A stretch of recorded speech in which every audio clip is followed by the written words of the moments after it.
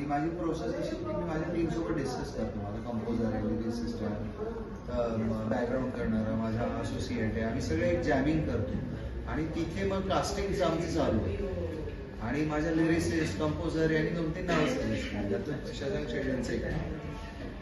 So मी त्यांना भेटलो, त्यांना नरेट केली, त्यांना आवडलं, प्रचंड आवडलं. मी घरी आलो, ते पुण्यात होते. पुण्यात त्यांना भेटून मी घरी आलो आणि दुसऱ्या दिवशी सकाळी यांनी बॉम्ब टाकला की मी झोपलो नाही रात्र. मी बोलू का? मला वाटलं तारखे नसतील मॅच.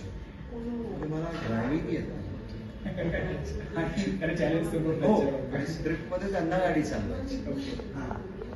माझ्या डोक्यात आलं की आपण कास्टिंग चेंज करूया. त्यांनी हा पण ऑप्शन दिला, बघ तू विचार कर, मला बिलकुल चालवता येत नाही आणि या कारणामुळे माझ्या बऱ्याचशा फिल्म मी सोडल्या. तर बोललो नको यार, आपण थोडं नको, चांगला आर्टिस्ट आपण नको लूज करायला. आणि मग थोडे कॉस्मेटिक 2-3 चेंजेस केले की याची ती गाडी आवडती असेल, याला चालवायची इच्छा असते. तो तरी पण 3-4 सीन यांना चालवायचं. सो हे प्रोड्युसर आमचे खूप जनरस आहेत. त्यांनी स्वतःची गाडी दिली, तीच ती लाल गाडी सिनेमात, ती गाडी यांना दिली की जी सिनेमात आहे तीच गाडी चालवू शिकावं. 8 दिवस ते शिकले आणि मग ते तुला जसं सांगितलं तो प्रवास त्यांचा चालू आहे. ऍक्च्युली हा जॉनर शूट करण्याला खूप वेगळं. मी तर कानाला खडा लावला आणि सिनेमाची जेव्हा शूट झाली कानाला खडा लावला की पुन्हा रोड ट्रिप नाही पुन्हा नाही करायचं. आता तुम्हाला आता काय अपेक्षा आहे रोड ट्रिप? पण मी ज्यावेळी एडिट केली त्यावेळेला आणि मी ज्यावेळी पाहिली मी बोलू की आता पुन्हा एक रोड ट्रिप शूट. ते आईसारखंच आहे की आई ते लेबर पेन मधून जाते आणि बाळ झाल्यानंतर ज्यावेळी तिला बाळ दिसतं ते आणि तिला वाटतं की यार नाही यार वर्क होतं, आणखीन एक मुलं हवंय. सो तसं ते माझं आहे. पुन्हा करू आपण. समजा पुढे तुम्हाला चान्स मिळाला पुन्हा रोड ट्रिप करण्याचा किंवा असं एक वेगळा चॅलेंजिंग काम करण्याचा, पुन्हा तुम्ही प्रथमेशचा विचार करा? नक्कीच.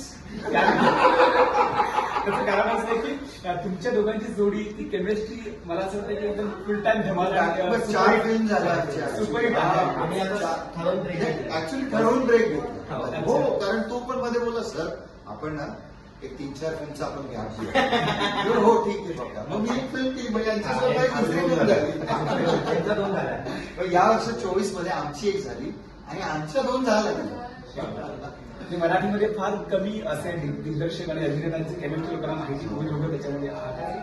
निर्माता म्हणून असं तुम्ही जर विचार केला सिनेमा करण्याचा संजय सर, तर काय डोक्यात तुमच्या होतं की फिल्म बनवायचा विचार फक्त केला होता की काहीतरी नवीन कन्सेप्ट डोक्यात तुमच्या होते असं काय? विषयाला परत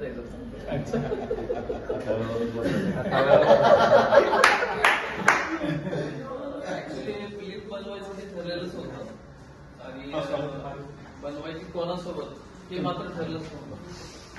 मी संजय डोंगरेंना भेटलो, आपण चित्रपट बनवूया, लेखक